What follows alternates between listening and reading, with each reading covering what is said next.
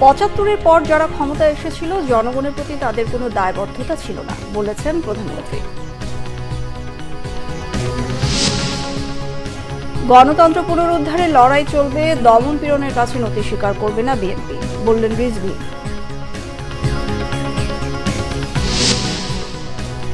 ভারতের লোকসভা নির্বাচনকাল, বিজেপিকে হটাতে একাট্টা কংগ্রেস সহ বিরোধীরা।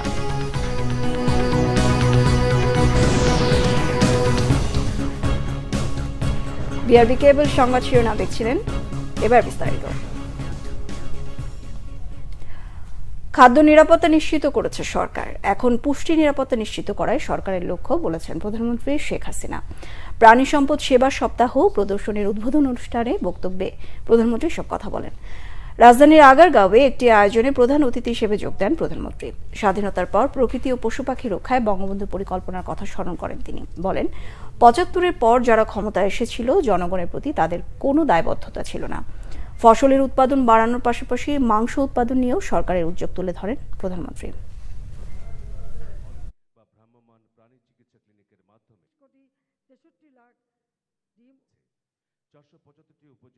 যে সমস্ত পশু পালন করা হয় বা তাদেরকে স্বাস্থ্যসম্মতভাবে পালন করার ব্যবস্থা নিতে হবে, যেমন মাছ, হাঁস, মুরগি, পাখি পশুপালন, এগুলি সমস্ত স্বাস্থ্যসম্মতভাবে লালন পালন করা এবং উৎপাদন প্রক্রিয়াকরণ, কারণ প্রক্রিয়াকরণটাও কিন্তু গুরুত্বপূর্ণ, এ বিষয়ে আরও যত্নবান হতে হবে।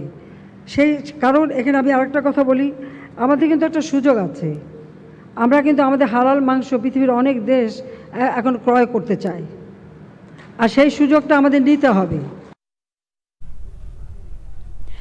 পররাষ্ট্রমন্ত্রী ডক্টর হাসান মাহমুদ বলেছেন, মুজিবনগর সরকারের ৪০০ টাকা মাসিক বেতনের কর্মচারী ছিলেন জিয়াউর রহমান। গ্রিসের রাজধানী এথেন্সে ঐতিহাসিক মুজিবনগর দিবস উপলক্ষে বাংলাদেশ কমিউনিটি ইন গ্রিস আয়োজিত সভায় তিনি কথা বলেন। পররাষ্ট্রমন্ত্রী বলেন, ১৯৭১ সালে মুজিবনগর সরকারের অধীনে অন্যান্য সেক্টর কমান্ডারদের মতোই বেতনভুক্ত কর্মচারী ছিলেন জিয়াউর রহমান। অথচ সেই বিএনপি মুজিবনগর সরকারের শপথ গ্রহণ দিবস ১৭ এপ্রিল পালন করে না। মন্ত্রী বলেন, মুক্তিযুদ্ধের অবিচ্ছেদ্য অংশ ৭ই মার্চও বিএনপি পালন করে না। এ থেকেই স্বাধীনতা মুক্তিযুদ্ধে বিএনপি কতটুকু বিশ্বাস করে তা প্রমাণিত হয়। জানান, গ্রিস আরও যে ৬টি দেশে দূতাবাস খোলার নীতিগত সিদ্ধান্ত নিয়েছে তার মধ্যে বাংলাদেশ অন্যতম। এ সময় সবাইকে বৈধ পথে রেমিটেন্স পাঠানোর আহ্বানও জানান পররাষ্ট্রমন্ত্রী ডক্টর হাসান মাহমুদ। গণতন্ত্র পুনরুদ্ধারে লড়াই চলবে বলেছেন বিএনপির সিনিয়র যুগ্ম মহাসচিব রুহুল কবির রিজভী। দমন পীড়নের কাছে বিএনপি নতি স্বীকার করবে না বলেও হুঁশিয়ারি তার। ঢাকা মহানগর উত্তর বিএনপি নির্যাতিত নেতাকর্মী ও তাদের স্বজনদের সাথে ঈদ পুনর্মিলনী অনুষ্ঠানে তিনি এসব কথা বলেন। তাদের একজন মন্ত্রী বলেছেন, তলে তলে সব ঠিক করে, ওই তলে তলে ঠিকই ইসরায়েলের সাথে সম্পর্ক রেখেছে। অনেক ষড়যন্ত্র চক্রান্তকে তিনি জড়িত হয়ে বাংলাদেশের স্বাধীনতা সার্বভৌমত্বকে আজকে দুর্বল করার জন্য এবং এই দুর্বল করে প্রভুদেরকে খুশি রেখে তিনি বাংলাদেশের ক্ষমতা দখল করে রাখতেন। এইটাই হচ্ছে তার অভিপ্রায়। বন্ধুরা আমার, আমাদের যে লড়াই, জাতীয়তাবাদী শক্তির যে লড়াই, এটা যেমন গণতন্ত্রের, আবার আমাদের স্বাধীনতা রক্ষা, সার্বভৌমত্ব রক্ষার লড়াই। বৈশ্বিক স্থিতিশীলতা ধরে রাখতে ধনী দেশগুলোকে আরও দায়িত্বশীল হওয়ার তাগিদ দিয়েছেন অর্থনীতি বিশেষজ্ঞরা। বিশ্ব ব্যাংক, IMF এর বসন্তকালীন বৈঠকে তারা এসব কথা বলেন।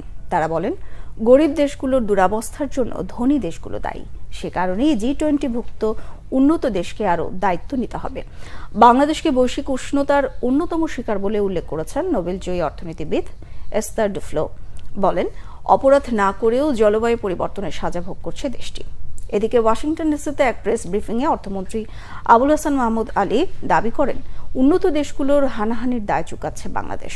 উৎপাদন পর্যায়ে দেশে জিনিসপত্রের দাম কমলেও মধ্যস্বত্বভোগীদের কারণে মূল্যস্ফীতি পুরোপুরি নিয়ন্ত্রণ করা যাচ্ছে না বলে দাবি করেন তিনি। আর বলেন, বিএনপির দেশ বিরোধী প্রচারণায় উন্নয়ন সহযোগীরা কানে নেয় না। দেশের সার্বভৌমত্ব রক্ষায় সবসময় বাংলাদেশ সেনাবাহিনী প্রস্তুত বলে জানিয়েছেন সেনাপ্রধান জেনারেল SM শফিউদ্দিন আহমেদ। তিনি বলেন, সেনাবাহিনী সঠিক পথে আছে, নিজেদের দায়িত্ব পালনে বাংলাদেশ সেনাবাহিনী কখনোই ব্যর্থ হবে না। Bangladesh institute of international and strategic studies বিস আয়োজিত সেমিনারে তিনি কথা বলেন। সেনাবাহিনী সবসময় দেশের কূটনৈতিক লক্ষ্য অর্জনে কাজ করে। বাংলাদেশের স্বার্থ কোথাও অর্জিত হবে এমন সম্ভাবনা থাকলে সেটা সেনাবাহিনীকে বলা হোক বা না হোক, সে কাজ তারা করে বলে উল্লেখ করেন সেনাপ্রধান। তিনি বলেন, বিদেশে যে কোনো ফর্মে জাতীয় স্বার্থ অর্জনই হলো ডিপ্লোম্যাসি বা কূটনীতি।